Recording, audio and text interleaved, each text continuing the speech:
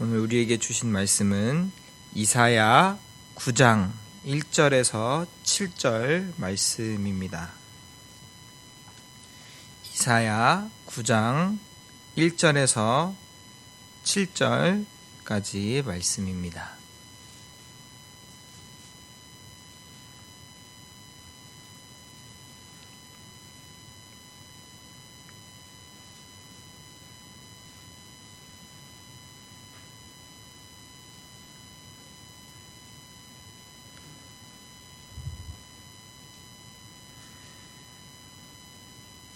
전에 고통받던 자들에게는 흑암이 없으리로다. 옛적에는 여호와께서 스불론 땅과 납달리 땅이 멸시를 당하게 하셨더니 후에는 해변길과 요단 저쪽 이방의 갈릴리를 영화롭게 하셨느니라.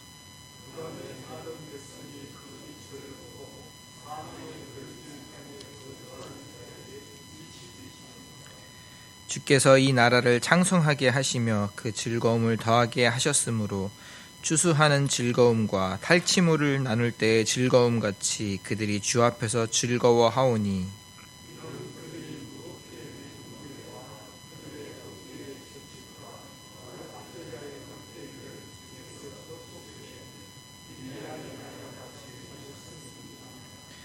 어지러이 싸우는 군인들의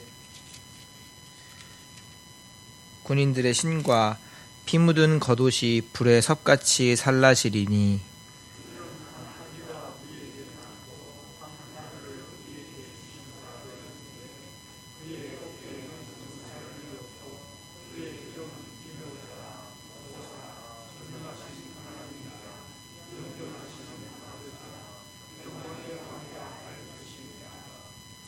그 정사와 평강의 더함이 무궁하며 또 다윗의 왕자와 그의 나라에 군림하여 그 나라를 굳게 세우고 지금 이후로 영원히 정의와 공의로 그것을 보존하실 것이라. 만군의 여호와의 열심히 이를 이루시리라. 아멘. 오늘 말씀은 이사야 선지자를 통해서 메시아가 오실 것에 대해서 예언하는 말씀입니다. 이사야 선지자는 오늘 본문 말씀에 앞서서 이사야 5장부터 8장까지는 남유다 왕국의 멸망에 대해서 강하게 심판의 말씀을 선포합니다. 남유다 왕국의 아하스 왕이 어리석게도 하나님을 의지하지 않고 아수르 제국을 의지함으로써 오히려 더 큰 어려움을 당할 것을 경고하며 말씀을 전하는 것입니다.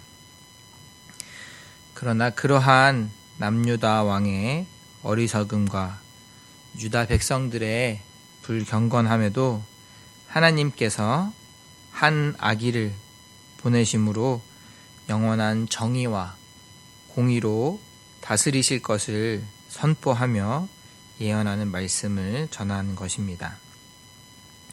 이사야 선지자가 활동하던 시기는 남유다 왕들 중 우시야, 요담, 아하스, 히스기야 이렇게 왕들이 차례로 통치할 당시였습니다. 이사야 1장 1절 말씀입니다. 유다 왕 우시야와 요담과 아하스와 히스기야 시대에 아모스의 아들 이사야가 유다와 예루살렘에 관하여 본 계시라. 당시에는 남유다와 북이스라엘 그리고 주변 국가들과의 관계가 매우 복잡하고 또한 빠르게 변하고 있던 때였습니다. 무엇보다 아수르 제국이 강성해지면서 패권을 잡아가고 있던 때였습니다. 아수르 왕국이 점점 강성해지자 주변 국들이 경계를 하기 시작했습니다. 먼저 아람과 북이스라엘이 동맹을 하게 됩니다. 그리고 북이스라엘과 아람은 함께 아수르 제국을 경계하기 위해서 남유다와도 연합을 맺자고 제안합니다. 당시 남유다의 아하스 왕은 강성해지고 있는 아수르와 연합을 하며 아수르 편에 설지, 아니면 북이스라엘과 아람과 연합해서 강성해지는 아수르를 견제할지 고민하게 됩니다. 아하스 왕은 결국 아수르 제국 편에 서게 되고, 북이스라엘과 아람은 그런 남유다와 전쟁을 일으키게 됩니다. 남유다 왕국은 북이스라엘과 아람 연합군과의 전쟁에서 어리석게도 하나님을 의지하는 것이 아니라 아수르 제국을 의지하게 됩니다. 이사야 선지자는 이에 대해서 주변 강국들이 아닌 오직 하나님만을 의지해야 한다고 아하스 왕에게 책망의 말씀을 전합니다. 그 말씀들이 7장, 8장에 기록되어 있는 것입니다. 그런데 오늘 본문 말씀은 앞장에 기록된 아하스 왕을 권면하거나 그렇게 책망하는 말씀과는 완전히 다른 분위기의 말씀을 전합니다. 유다 왕국에 더 이상 전쟁이 없고 이방인의 땅이 되어버린 스불론과 납달리 땅, 갈릴리 지역까지도 회복되어서 빛이 비치게 될 것이라고 말씀하고 있는 것입니다. 더욱이 전쟁의 고통과 참혹함에서 해방됨이 강대국의 도움이나 위대한 왕의 통치가 아닌 한 아기에게서 시작될 것이라고 말씀하고 있는 것입니다. 우리가 잘 알고 있는 대로 메시아가 오실 것에 대한 말씀입니다. 예수님께서 오실 것에 대한 말씀이었습니다. 마태복음 4장 14절에서 16절까지 말씀입니다. 이는 선지자 이사야를 통하여 하신 말씀을 이루려 하심이라. 일렀으되 스불론 땅과 납달리 땅과 요단강 저편 해변길과 이방의 갈릴리여, 흑암에 앉은 백성이 큰 빛을 보았고 사망의 땅과 그늘에 앉은 자들에게 빛이 비치었도다 하였느니라. 마태복음은 오늘 이사야 선지자를 통해 선포하신 말씀이 바로 예수님께 대한, 이 땅에 오실 메시아에 대한 예언의 말씀이고 소망의 말씀이고 또한 위로의 말씀이었습니다. 다만 이사야 당시에는 이사야 선지자를 통해서 이렇게 메시아에 대한 소망의 말씀이 선포되었지만 들을 귀가 있는 자가 많지 않았습니다. 이사야 당시에는 오늘 선포된 말씀이 메시아에 대한 말씀이라는 것도 잘 알지 못했습니다. 세상이 너무나도 고통스럽고 참혹했기에, 주변 강국들의 멍해가 너무 무거웠기에, 온 땅이 그렇게 흑암에 덮여 있었기에 오실 주님에 대한 말씀을 들을 수가 없었던 것입니다. 하지만 아무리 세상이 흑암에 덮여 있을지라도 여전히 하나님의 말씀은 선포되고 또 그 하나님의 말씀은 신실하게 이루어집니다. 오늘 본문 7절 후반절 말씀입니다. 지금 이후로 영원히 정의와 공의로 그것을 보존하실 것이라.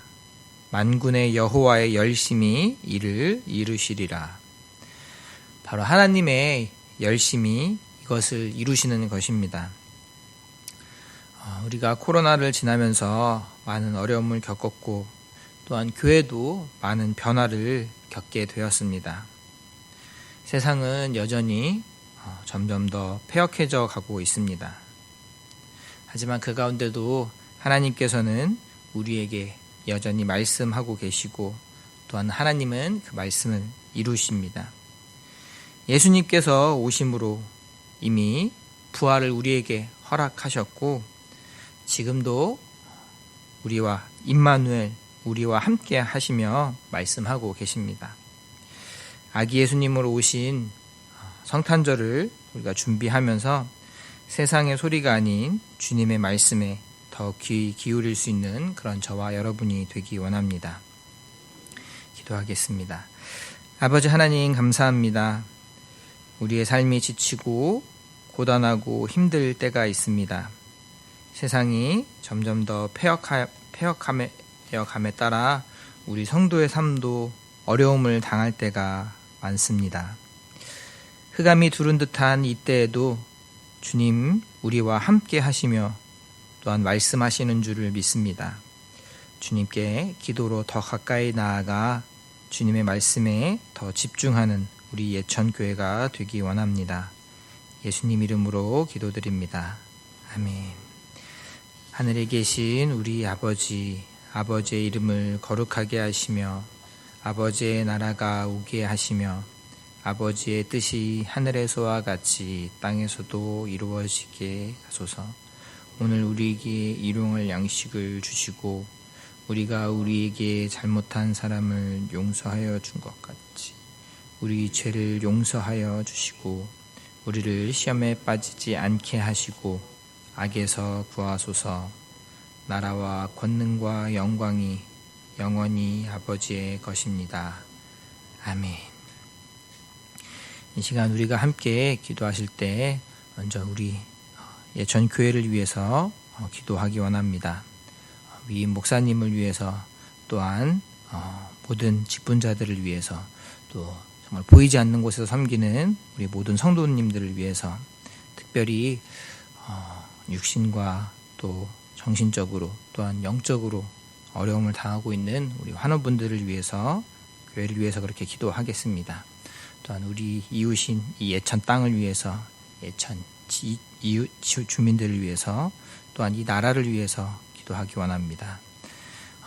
함께 기도할 것은 우리 열방의 모든 선교사님들과 또한 그 선교지에 함께 하시는 영혼들을 위해서 그리고 우리 각자 개인의 기도를 제목으로 주여 한번 부르짖고 기도하시겠습니다.